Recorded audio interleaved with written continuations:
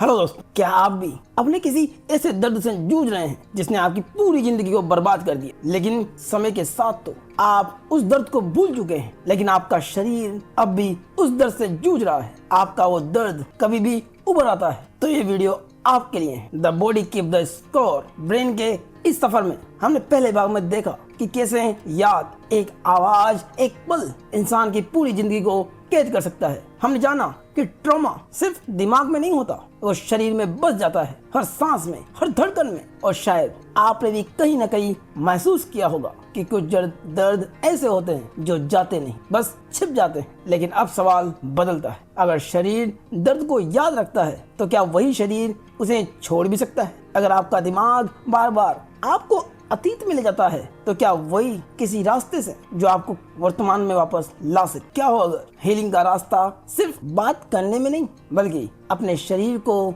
फिर से महसूस करने में हो, अपनी सांसों को सुनने में हो, अपनी कहानी को नए तरीके से जीने में हो? इस भाग में हम जानेंगे कैसे यादों को फिर से लिखा जा सकता है, कैसे शरीर को सुरक्षित महसूस कराना सिखाया जा सकता है, और कैसे एक टूटा हुआ इंसान फिर से खुद का मालिक बन सकता है। ये सिर्फ हीलिंग की कहानी नहीं है, ये वापस जीने की कहानी। तो तैयार हो जाइए, क्योंकि हम अब दर्द को समझने वाले हैं, नहीं है बल्कि उसे बदलने वाले हैं। Chapter 11, uncovering secrets, the problem of traumatic memory. जरा सोचिए, आप सुबह उठते हैं, सब कुछ सामान्य है, लेकिन अचानक आपका दिल तेजी से धड़कने लगता है, हाथ पसीने से भर जाते हैं, और आपके दिमाग में एक अजीब सी तस्वीर उभरती है, एक दरवाजा और एक अंधेरा कोना और एक चेहरा। आप डर जाते हैं, लेकिन आपको याद नहीं ये सब आया कहां से है। ये सपना नहीं, ये आपका शरीर है जो उस कहानी को चिल्ला रहा है जिसे आपका दिमाग भूल चुका है। तो सवाल है, अगर हमारे सबसे गहरे जख्म हमारी यादों में ही नहीं है तो हम उनसे बेचैन कैसे हैं, और हम उससे बचेंगे कैसे? तो यही मिसाल हमें साल 2002 के एक जवान व्यक्ति जूलियन के बारे में बताते हैं, जो एक मिलिट्री पुलिस ऑफिसर है। सब कुछ सामान्य था जब तक एक दिन उसकी गर्लफ्रेंड ने अखबार में एक खबर पढ़ी, एक पादरी जिस पर बच्चों के साथ यौन उत्पीड़न के आरोप थे। उसने हल्के में पूछा, तू उसी चर्च में जाता था ना? क्या उसने कभी तेरे साथ कुछ किया? और उसी पल जूलियन का शरीर बदल गया, दिल तेजी से धड़कने लगा, सांसें भारी हो गई, और दिमाग में एक तस्वीर, दरवाजे में खड़ा एक साया। उसे याद नहीं था ये क्या हुआ था, लेकिन उसका शरीर सब कुछ याद कर रहा था। यहीं से शुरू होती है ट्रॉमेटिक मेमोरी की सबसे बड़ी पहेली। हमारी सामान्य यादें बदलती रहती है, धीमी पड़ती, कहानी बन जाती है, लेकिन ट्रॉमा की यादें जम जाती, जैसे समय रुक गया हो। ये कहानी नहीं बनती, ये अनुभव बनकर रह जाती, एक आवाज के रूप, एक गंध के रूप में, एक छवि के रूप में। और सबसे डराने वाली बात यह है, जब ये लौटती है तो ऐसा लगता है जैसे सब कुछ अभी हो रहा है। क्यों? क्योंकि दिमाग का वो हिस्सा, ब्रोकस एरिया, जो अनुभव को शब्दों में बदलता है, ट्रॉमा के समय बंद हो जाता है। इसलिए जो उससे जूझ रहे होते हैं वो अपनी कहानी नहीं बता पाते, वो बस उसे दोबारा जीते हैं। और इसे पियर जाने ने पहली बार पहचाना। उनके एक मरीज इरिन, जो अपनी माँ की मौत को भूल चुकी थी, लेकिन हर रात वो वही सीन्स दोहराती थी, बिस्तर ठीक करना, दवाई देना, जैसे माँ अभी भी जीवित हो। जेनेट ने इसे नाम दिया डिसोसिएशन, यानी याद का टूट जाना, कहानी के टुकड़े अलग अलग जगह बिखर जाना। ट्रॉमा कोई पूरी कहानी नहीं होती, वो टुकड़ों में बिखरी हुई यादें होती। और हीलिंग वो तब शुरू होती है जब हम इन टुकड़ों को धीरे धीरे जोड़ना सीखते हैं। सिर्फ क्या हुआ नहीं, बल्कि उस समय शरीर ने क्या महसूस किया होगा, तभी ट्रॉमा अतीत बनता है, वर्तमान नहीं। Chapter 12, the unbearable heaviness of remembering. Bessel कहते हैं कि साल 1916 में ब्रिटेन सेना ने एक आदेश दिया, शेल शॉक शब्द का इस्तेमाल बंद करो। ये डॉक्टरों के लिए था। अगर कोई सैनिक कांप रहा है, बोल नहीं पा रहा है, तो लिखो नॉट येट डायग्नोस्ड नर्वस। यानी जब समाज किसी दर्द को नाम देने से इनकार कर देता है तो वो दर्द खत्म नहीं होता, वो दब जाता है और फिर पीढ़ियों तक जहर बनकर फैलता है। तो सवाल है, क्या हम आज भी उसी गलती को दोहरा रहे हैं? हजारों सैनिक वर्ल्ड वॉर 1 से लौटे, टूटे हुए, डरे हुए, खामोश, लेकिन समाज ने क्या किया? उन्हें कहा तुम बस कमजोर हो। और यही बेसेल बताते हैं, जब भी हमें ट्रॉमा को नकारना है तो समाज ने उसकी कीमत चुकाई है। जब सैनिकों ने अपना हक मांगा तो उन पर टैंक चलाए गए। इतिहास हमें बार बार चेतावनी देता है, लेकिन हम बार बार पूछते हैं इतनी पुरानी बात को क्यों याद करना? बेसेल हमें नैन्सी के बारे में बताते हैं, जिसका एक साधारण सा ऑपरेशन था, लेकिन एक भयानक गलती हो गई। एनेस्थेसिया कम था, उसका शरीर लकवाग्रस्त था, वो हिल नहीं सकती थी, चिल्ला नहीं सकती थी, लेकिन वो सब कुछ महसूस करती थी, हर कट को, हर जलन को और सर्जनों की हंसी को। लेकिन ऑपरेशन के बाद उसे कुछ याद नहीं था, लेकिन उसका शरीर सब याद रखे हुए था। वो हेयर ड्रायर नहीं चला पाती थी, टोस्टर से डरती थी क्योंकि गर्मी उसे वापस उसी टेबल पर ले जाती थी। ये कोई मेंटल वीकनेस नहीं थी, ये एक शारीरिक केस। लेकिन नैन्सी की हीलिंग तभी शुरू हुई जब उसने भागना बंद किया। उसने अपनी यादों को दोबारा छुआ, लेकिन इस बार सुरक्षित होकर। उसने थेरेपी ली, अपने अंदर के हिस्सों को पहचाना और साथ ही योगा मेडिटेशन का सहारा लिया, जहाँ उसने अपने शरीर को फिर से सेफ महसूस करना सिखाया। ये इसलिए ब्रेक थ्रू है। ट्रॉमा को सिर्फ समझना नहीं है, बल्कि उसे महसूस करना है बिना उसमें डूबे कि वो दर्द तब था, ये अब है। इस अध्याय में लेखक हमें एक कड़वे सच से रूबरू कराते हैं कि जब हम ट्रॉमा को नकारते हैं तो हम सिर्फ एक इंसान को नहीं, पूरे समाज को नुकसान पहुंचाते हैं। जब युद्ध के दर्द को दबाया गया तो हिंसा बढ़ी, जब बचपन के शोषण को छुपाया गया तो पीड़ित बार बार टूटे। लेकिन यादों का असली बोझ क्या है? उन्हें भूलना नहीं, बल्कि उन्हें दोबारा सहना, इस बार जागरूकता के साथ, सुरक्षा के साथ। और इसी वजह से नैन्सी ठीक हो गई, क्योंकि उसने अपने डर को दिमाग में नहीं, शरीर में ढूंढा और वहीं से उसे बाहर निकलने का रास्ता मिला। और यही असली सीख है कि ट्रॉमा का इलाज सिर्फ मन का नहीं है, ये शरीर का इलाज, यादों का इलाज है और इतिहास का इलाज है। Chapter 13, healing from trauma, earning from self. क्या आपने कभी ऐसा महसूस किया है? क्या आप अपनी जिंदगी जी नहीं रहे, बस उसे देख रहे हैं? जैसे आपका शरीर यहाँ है लेकिन आप कहीं और, जैसे आपकी भावनाएं आपके कंट्रोल में नहीं है। और यही ट्रॉमा करता है, वो आपकी जिंदगी की स्टीयरिंग व्हील आपसे छीन लेता है। लेकिन असली सवाल ये है, क्या आप उसे वापस ले सकते हैं? और अगर हाँ तो कैसे? ट्रॉमा के बाद हमारा सिस्टम संतुलन खो देता है। हम दो एक्सट्रीम में झूलते हैं, हाइपर अराउजल, हर छोटी बात पर चौंक जाना, गुस्सा, बेचैनी, डर और शटडाउन, सुन पड़ जाना, एक खालीपन सा होना जैसे अंदर कुछ बचा ही नहीं। तो हीलिंग का असली सवाल ये नहीं है कि अतीत को कैसे भूलें, बल्कि वर्तमान में फिर से जीवित कैसे महसूस करें। यही असली हीलिंग है। इसके लिए 3 रास्ते हैं। टॉप डाउन, ट्रॉमा को समझें, बातचीत करें और थेरेपी लें। बॉटम अप, शरीर, सांसों पर और मोमेंट्स पर ध्यान केंद्रित करें, मेडिटेशन का सहारा लें। लेकिन ये अकेले पर्याप्त नहीं है, यानी सिर्फ सोच बदलने से नहीं, पूरे सिस्टम को बदलना होगा। बिसेल बिल के बारे में बताते हैं, जो वियतनाम वेटनर था। युद्ध खत्म हो गया था, लेकिन उसके अंदर युद्ध अभी भी चल रहा था। जब भी उसका बच्चा रोता तो आवाज उसे वियतनाम के जलते हुए बच्चों की याद दिलाती और वो वर्तमान में नहीं रहता, वो वापस वहीं पहुंच जाता। उसका दिमाग अतीत और वर्तमान में फर्क करना भूल चुका था। डॉक्टरों ने कहा उसे भर्ती करो, लेकिन असली समस्या क्या थी? वो पागल नहीं था, वो अब भी लड़ाई में फंसा हुआ था। और यही सबसे बड़ा चैलेंज है। अगर हम बहुत ही जल्दी उसे उस दर्द में ले जाएं, तो इंसान फिर से टूट सकता है। इसीलिए हीलिंग की शुरुआत होती है सुरक्षा से। इसीलिए हीलिंग के दौरान बिल का टर्निंग पॉइंट बातों से नहीं आया, वो आया जब उसने अपने शरीर को सुनना शुरू किया, योगा किया, शरीर मोमेंट्स, और धीरे धीरे उसने अपने शरीर को महसूस करना शुरू किया। ये सेंसेशन है, ये मुझे खत्म नहीं करेगी। यही है हीलिंग का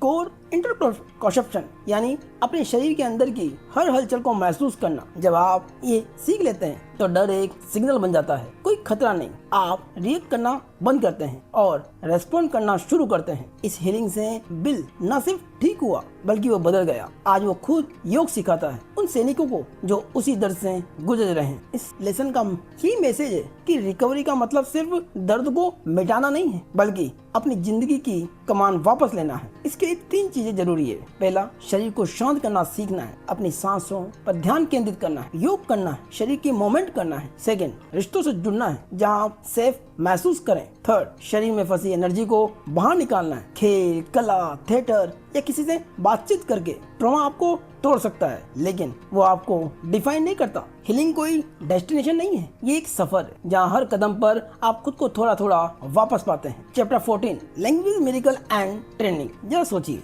आप एक थेरेपिस्ट के सामने बैठे हैं, वो कहता है बोलो, मैं सुन रहा हूँ, लेकिन क्या होगा? आपके अंदर जो है उसके लिए आपके पास शब्द ही ना हो। क्या होगा अगर बोलना ही सबसे बड़ा झूठ बन जाए? अमेरिका 9/11 हमले के बाद दुनिया के सबसे बड़े एक्सपर्ट ने कहा टॉक थेरेपी करो, लेकिन जो इस ट्रॉमा से जूझ रहे थे वो कह रहे थे हमें बात नहीं करनी, हमें महसूस करना है। तो सवाल है, क्या भाषा सच में हमें आजाद करती है या हमें कैद कर देती है? हमने हमेशा सुना है बोलो दिल हल्का हो जाएगा, और ये विचार आया सिगमंड फ्रॉयड से, जिन्होंने कहा अगर आप दर्द को शब्द दे दें तो वो खत्म हो जाएगा। लेकिन बेसेल कुछ और कहते हैं, ट्रॉमा के समय दिमाग का वो हिस्सा जो हमें बोलने देता है, ब्रोकास एरिया, वो बंद हो जाता है। इसलिए जब इंसान सबसे ज्यादा दर्द में होता है वो बोलता नहीं है और वो बोल नहीं पाता, वो सिर्फ महसूस करता है। तो फिर क्या बात करना ही काफी है? शुरुआत में बेसिल को भी लगता था कि थेरेपी का मतलब है बात करना, लेकिन धीरे धीरे एक अजीब सच सामने आया। लोग थेरेपी में सच नहीं,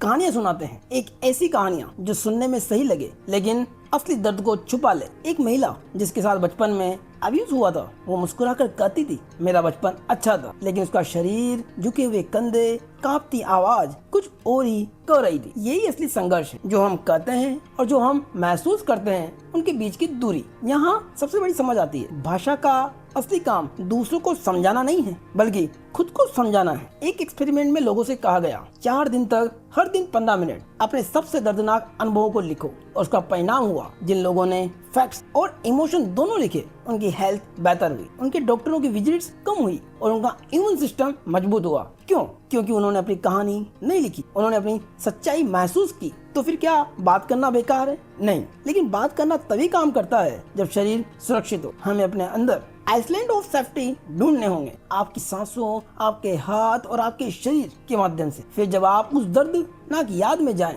तो पूरी तरह उसमें डूबे नहीं, बल्कि एक ऐसा हिस्सा सुरक्षित रखें जहां आप सुरक्षित महसूस करें। यही भाषा का चमत्कार शुरू होता है। जब आप उस पल को एक कहानी में बदल देते हैं, तब ट्रॉमा आपकी पहचान नहीं रहता, वो आपके इतिहास का एक हिस्सा बन जाता है। याद रहे, भाषा एक चमत्कार भी है और एक तानाशाह भी। अगर आप उसका इस्तेमाल छुपाने के लिए करेंगे तो वो आपको कैद कर देगी, लेकिन अगर आप उसका इस्तेमाल सच्चाई देखने के लिए करेंगे तो वही भाषा आपको आजाद कर देगी। Chapter 15, letting go of the past, EMDR। क्या होगा अगर आप अपने जीवन के सबसे दर्दनाक पल को फिर से देख सकें, लेकिन इस बार बिना टूटे, बिना डरे, बिना उसमें डूबे? और क्या होगा अगर आपको उस दर्द को ठीक करने के लिए पूरी कहानी भी न बतानी पड़े, सिर्फ अपनी आंखों को थोड़ा सा इधर उधर घुमाना पड़े? ये जादू नहीं है, ये आपके दिमाग की अपनी हीलिंग पावर है, और आज हम उसी रास्ते को समझेंगे। कभी आपने ध्यान दिया है, जब हम कोई बुरा सपना देखकर उठते हैं तो हमारी आंखें तेजी से इधर उधर घूमती है? ये कोई संयोग नहीं है। बेसिल एक फ्रेंशिल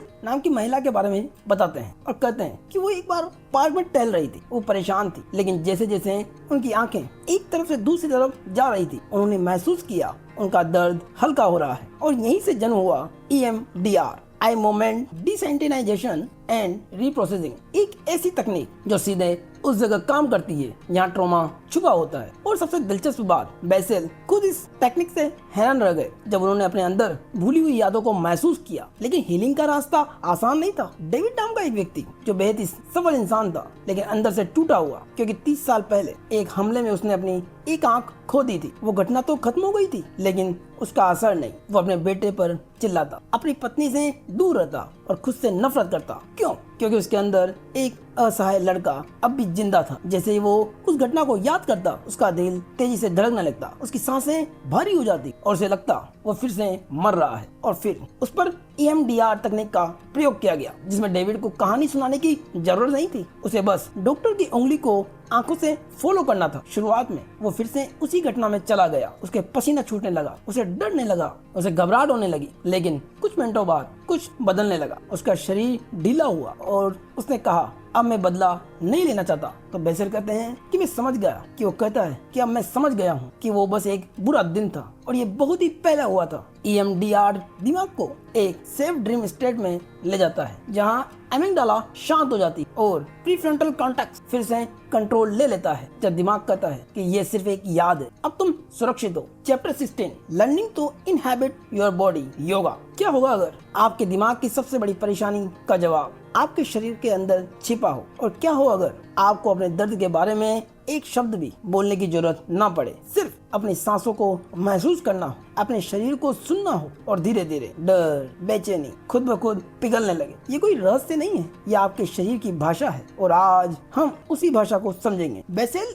एनी नाम की एक महिला के बारे में बताते हैं, जो पेशे से टीचर है, जो दूसरों की मदद कर सकती थी लेकिन खुद से जुड़ नहीं पा रही थी। जब वो क्लिनिक आई, उसकी टांगें कांप रही थी, आंखें नीचे थी, सांसें उखड़ी हुई थी, उसका शरीर चिल्ला रहा था मैं सुरक्षित नहीं हूँ। लेकिन जब उससे पूछा गया क्या हुआ, वो बोल पाई। उसने बताया जब वो परेशान होती है तो खुद को चोट पहुंचाती। क्यों? क्योंकि शून्यता यानी कुछ महसूस न होना दर्द से भी ज्यादा डरावनी होती। कम से कम दर्द ये एहसास तो दिलाता है कि मैं अभी जिंदा हूँ। और तब एक बड़ा सच सामने आता है कि ट्रॉमा सिर्फ यादें नहीं बदलता, ये हमारे शरीर की महसूस करने की क्षमता को भी बदल देता है। हम भूल जाते हैं हम क्या महसूस कर रहे हैं और शरीर एक पराया घर बन जाता है। एनी के लिए स्पर्श सहना मुश्किल था। एक हल्का सा टच भी उसे खतरे जैसा लगता था। और जब उसने योगा शुरू की तो एक ऐसा पोज आया, हैप्पी बॉडी, जो एक सामान्य व्यक्ति के लिए एक रिलैक्सेशन है, लेकिन एनी के लिए ये एक ट्रिगर था। उसका शरीर उसे फिर उसी दर्दनाक अनुभव में ले गया। वो पैनिक में चली गई और वो अकेली नहीं थी। कई लोग योग शुरू करते हैं, लेकिन जैसे ही शरीर खुलने लगता है दबी हुई भावनाएं बाहर आने लगती है और वे डर कर छोड़ देते हैं, क्योंकि शरीर सच बोलता है और कभी कभी वो सच बहुत भारी होता है। तो फिर रास्ता क्या है? रास्ता भागना नहीं है, बल्कि धीरे धीरे महसूस करना सीखना है। योग का असली मकसद परफेक्ट पोज नहीं है, बल्कि नोटिस करना है। ध्यान दो, जब तुम सांस अंदर लेते हो तो क्या होता है, जब छोड़ते हो तो शरीर कैसे ढीला होता है। यही है इंटरऑप्शन, यानी अपने शरीर के अंदर की भाषा को समझना। जब आप ये सीख लेते हैं तो हर सेंसेशन खतरा नहीं लगती, बल्कि एक सिग्नल लगती है जो आती है और चली जाती है। यही है हीलिंग की शुरुआत। योग आपके नर्वस सिस्टम को रिसेट करता है, आपकी हार्ट की रिदम को, आपकी ब्रीदिंग को, सब फिर से बैलेंस में आते हैं और धीरे धीरे आपका शरीर फिर से कहता है अब मैं सुरक्षित हूँ। और कुछ महीनों बाद एनी ने लिखा, आज पहली बार मुझे अपने शरीर के अंदर दर्द महसूस हुआ और मैं रो पड़ी, लेकिन इस बार डर से नहीं, राहत से। यही योग का चमत्कार है। ये आपको दर्द से भागना नहीं सिखाता, ये आपको सिखाता है उसके साथ रहना है। और जब आप अपने शरीर को सुनना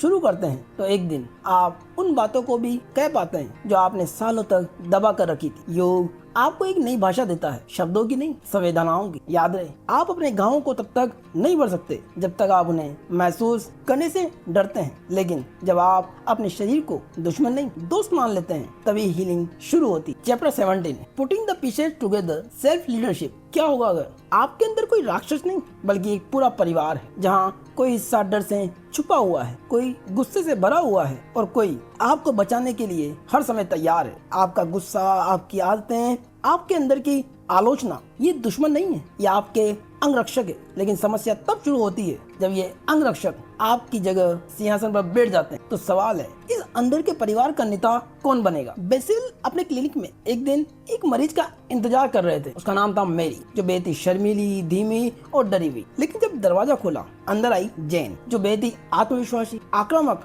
और बिल्कुल अलग थी। उसने कहा, मैं मैरी के झूठ के बारे में बताने आई हूँ। ये कोई मूड स्विंग नहीं था, ये एक अलग हिस्सा था। और यहीं से समझ आया कि हमारे दिमाग एक सिंगल वॉइस नहीं है, ये एक सिस्टम है। ये एक ही व्यक्ति के दो चेहरे थे। हमारे अंदर 3 तरह के हिस्से होते हैं। पहला, मैनेजर्स, ये वो हिस्से होते हैं जो आलोचक और परफेक्शनिस्ट का काम करते हैं, जो हमें कंट्रोल में रखते हैं। सेकंड, फायर फाइटर्स, ये वो हिस्से हैं जो इमरजेंसी रिस्पॉन्डर्स का काम करते हैं। जब दर्द बढ़ता है तो डिस्ट्रैक्शन देते हैं, जैसे नशा, ओवर ईटिंग या सेल्फ हार्म। थर्ड, एक्साइज, वो छोटे हिस्से जो दर्द, शर्म और डर में फंसे हैं। और इन सब के नीचे एक और चीज है, सेल्फ। जेन एक जो सफल डॉक्टर है, बाहर से परफेक्ट दिखती है, अंदर से टूटी हुई है। वो कंट्रोल में दिखाती थी, लेकिन अचानक उसका बिहेवियर बदल जाता। वो खुद को रोक नहीं पाती थी। क्यों? क्योंकि उसके पास कंट्रोल ले लेते थे। उसका एक हिस्सा कहता था परफेक्ट रहो, नहीं तो दर्द मिलेगा। और जब वो डरती तो उसका दूसरा हिस्सा उसे सेल्फ डिस्ट्रक्टिव रास्तों पर धकेल देता। और यही असली समस्या है। हम कहते हैं मैं गुस्से में हूँ, लेकिन सच ये है मेरा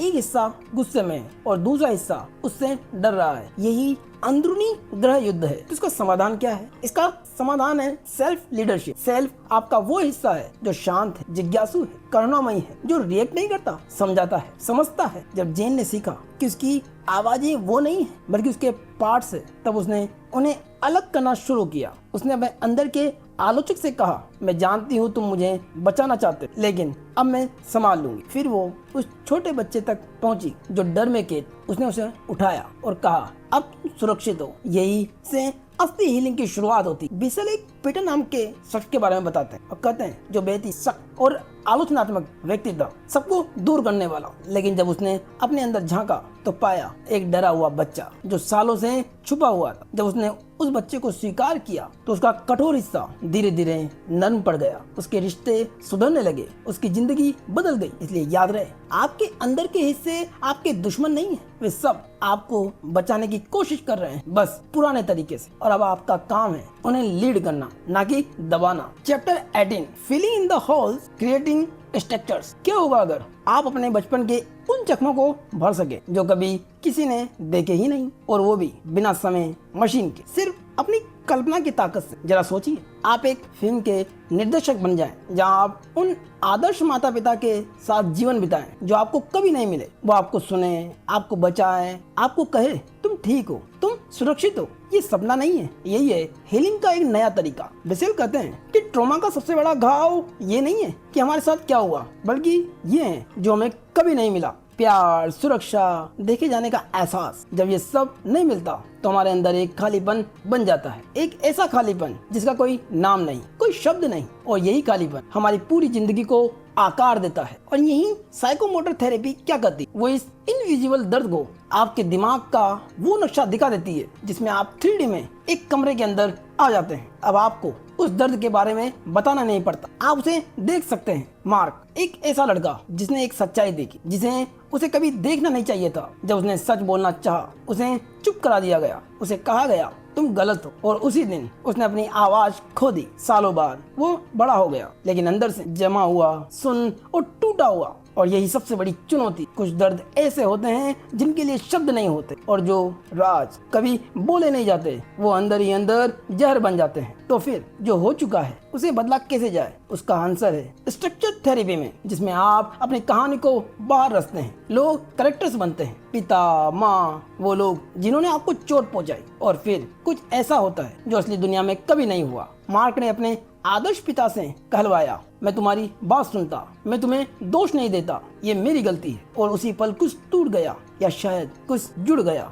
उसे एक नई याद मिली, एक अनुभव जो कभी हुआ नहीं लेकिन अब उसके अंदर मौजूद है। इस थेरेपी की सबसे बड़ी ताकत यह है कि ये आदर्श को अनुभव में बदल देती है। मारिया एक ऐसी लड़की जो डर से भरी हुई है, जो अपने पिता के सामने हमेशा झुकी रहती थी, लेकिन इस बार उसने एक आदर्श माँ को बुलाया। उस माँ ने कहा, अगर तुमने ऐसा किया तो मैं अपने बच्चों को लेकर चली जाऊंगी। और उसी पल मारिया ने पहली बार महसूस किया, मैं सुरक्षित हो सकती थी। हाँ, हम अतीत को बदल नहीं सकते, लेकिन हम उसकी कहानी बदल सकते हैं। और जब कहानी बदलती है तो हमारा न्यूरल सिस्टम भी बदलता है, हमारे रिश्ते बदलते हैं, हमारी पहचान बदलती है। इसलिए याद रहे, हीलिंग सिर्फ दर्द को समझना नहीं है, हीलिंग है उस खालीपन को भरना जो कभी भरा ही नहीं गया। Chapter 19, rewiring the brain, neurofeedback. जरा सोचिए, अगर आप अपने दिमाग को एक स्क्रीन पर देख सकें तो उसे ये सिखा सके कि अब कब शांत रहना है, कब डरना बंद करना है, बिना दवा के, बिना किसी के बात किए, क्या होगा? आपका दिमाग खुद ही अपने अंदर के तूफान को शांत करना सीख जाए। ये कोई साइंस फिक्शन नहीं है, यही है न्यूरोफीडबैक। बेसेल कहते हैं, एक 10 साल का बच्चा इतना गुस्से कि स्कूल उसे संभाल ही नहीं पा रहा था। उसका दिमाग जैसे एक खराब रेडियो, शोर ही शोर, कोई क्लियरिटी नहीं। परिवार ने सब कुछ आजमा लिया, हर तरह से कोशिश, डांट, प्यार, दवाइयाँ, लेकिन कुछ काम नहीं आया। फिर आया न्यूरोफीडबैक। कुछ हफ्तों बाद उसकी ड्राइंग बदली, पहले बिखरी हुई और अधूरी सी, जैसे 3 साल के बच्चे की होती, लेकिन कुछ महीनों बाद हर चेहरे में एक्सप्रेशन होते, हर हाथ में डिटेल होती। उसका दिमाग आखिरकार व्यवस्थित हो रहा था। लेकिन सवाल है, दिमाग बिगड़ता क्यों है? जब ट्रॉमा होता है तो दिमाग का alarm system amygdala over active हो जाता है। हर छोटी आवाज खतरे जैसी लगती, और जो हिस्सा हमेशा शांत रहता है, प्रीफ्रंटल कॉर्टेक्स, वो कमजोर पड़ जाता है। इसीलिए नींद नहीं आती, गुस्सा कंट्रोल में नहीं होता, ध्यान टिकता नहीं। समस्या सिर्फ सोच की नहीं है, वायरिंग की। और यही वजह है कि सिर्फ समझना काफी नहीं होता। तो सवाल है कि न्यूरोफीडबैक क्या करता है? यह दिमाग को एक आईना दिखाता है। आप एक स्क्रीन देख, मान लीजिए एक गेम, एक कार दौड़ रही है। जब आपका दिमाग शांत होता है तो कार तेज चलती, धीरे धीरे आपका दिमाग सीख जाता है मुझे कैसा होना चाहिए, बिना जबरदस्ती, बिना समझाइश, बस प्रैक्टिस। याद रहे, न्यूरोफीडबैक सिम्टम्स को दबाता नहीं है, ये सोर्स को ठीक करता है। ये उस अलार्म को रीसेट करता है जो बिना आग के भी बज रहा था। ये शरीर को फिर से सिखाता है तुम सुरक्षित हो। याद रहे, आपका दिमाग आपका दुश्मन नहीं है, वो बस गलत तरीके से ट्रेंड हो गया है। और अच्छी खबर ये है, उसे दोबारा ट्रेन किया जा सकता है। Chapter 20, finding your voice, communal rhythm and theatre. जरा सोचिए, अगर आपका दर्द इतना गहरा हो कि उसके लिए शब्द ही ना बचे तो आप उसे कैसे कहेंगे? क्या होगा अगर ठीक होने का रास्ता चुपचाप बैठकर बात करने में नहीं, बल्कि उठने में, चलने में, किसी और की कहानी जीने में हो? क्या होगा अगर आपकी खोई हुई आवाज शब्दों से नहीं, लय, शरीर और अभिनय से वापस आए? निक नाम का एक व्यक्ति जो बीमारी के बाद खुद को कमजोर, अकेला और टूटा टूटा हुआ महसूस करता था, वो खुद से नफरत करता था। इसी वजह से दवाइयाँ और थेरेपी कुछ भी काम नहीं कर रहा था। फिर उसे एक थिएटर क्लास में भेजा गया। पहले वो बस बैठता रहा, चुपचाप, अलग, बिना किसी से जुड़े हुए। फिर एक दिन उसे एक मजबूत लड़के का रोल मिला। वो सीधा खड़ा हुआ, आंखों में देखा, आवाज बदली और पहली बार उसने महसूस किया मैं अलग हो सकता हूँ। लेकिन ये आसान नहीं है। ट्रॉमा में सिखाता है सिकुड़ना, छुपना, आवाज को दबाना। हमारे कंधे झुक जाते हैं, सांसें आधी रह जाती है और हम सोचते हैं कोई मुझे न देखे। लेकिन थिएटर क्या कहता है? पूरी सांसें लो, आंखों में देख, खुद को दिखाओ, खुद को अभिव्यक्त करो। और यही सबसे डरावनी चीज है एक ट्रॉमा से गुजर रहे व्यक्ति के लिए, क्योंकि अंदर डर होता है अगर मैं खुल गया तो मैं टूट जाऊंगा। लेकिन यहीं से जादू शुरू होता है। शुरुआत बहुत ही छोटी होती है, सिर्फ चलना, सिर्फ देखना, या एक तरह से मिररिंग। आप किसी और चेहरे को कॉपी करते हैं, उसका गुस्सा, उसका दर्द, और अचानक आप महसूस करते हैं मैं अकेला नहीं हूँ। बेसल कहते हैं एक वियतनाम वेटरन स्टेज पे खड़ा था। वो जूलियस सीजर का डायलॉग बोल रहा था, याद रखो यह इंसाफ के लिए हुआ है। और अचानक उसे याद आया वो बच्चा जिसे उसने युद्ध में मारा था, वो टूट गया, भाग गया, लेकिन अगले दिन वापस आया। इस बार उसने उस डायलॉग को महसूस करके बोला। एक्टिंग नहीं की थी, बल्कि ये उसकी सच्चाई थी। और उसी पल उसने खुद को माफ करना शुरू किया। याद रहे, हम इंसान अकेले हील नहीं होते, हम हील होते हैं जब हम साथ होते हैं, जब हम साथ गाते हैं, साथ चलते हैं, साथ अभिनय करते हैं। तब हमारे शरीर, हमारी सांस, हमारी धड़कन एक लय में आ जाते हैं। इसीलिए इतिहास में लोगों ने सिर्फ लड़कर नहीं, गाकर भी आजादी पाई है। जब हजारों लोग एक साथ गाते हैं तो डर टूटता है, शर्म घुलती है और आवाज वापस आती है। याद रहे, ट्रॉमा आपको चुप कर देता है, लेकिन आपकी आवाज कहीं खोती नहीं है। वो बस इंतजार करती आपका कि आप उसे बुलाएंगे। तो आपने जाना कि ट्रॉमा सिर्फ एक याद नहीं है, ये हमारे शरीर में बस जाने वाली एक जीवित सच्चाई है। हमने जाना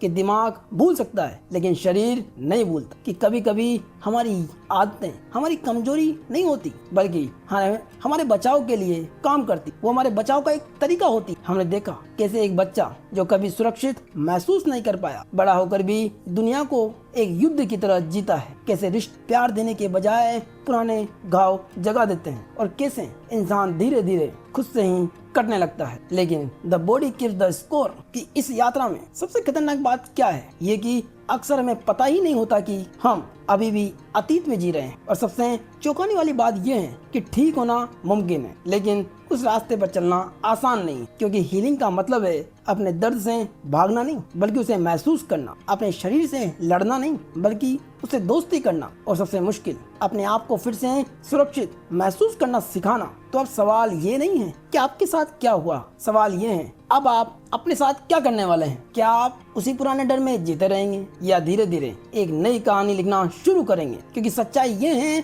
अतीत आपको तोड़ सकता है, लेकिन आपको वहीं रुकने के लिए मजबूर नहीं कर सकता। और शायद हीलिंग की शुरुआत यहीं से होती है, जब आप पहली बार कहते हैं वो तब था, ये अब है। और दोस्तों, वीडियो पसंद आया हो तो लाइक करें, कमेंट करें, चैनल को सब्सक्राइब करें और हाई बटन पर क्लिक करें। धन्यवाद।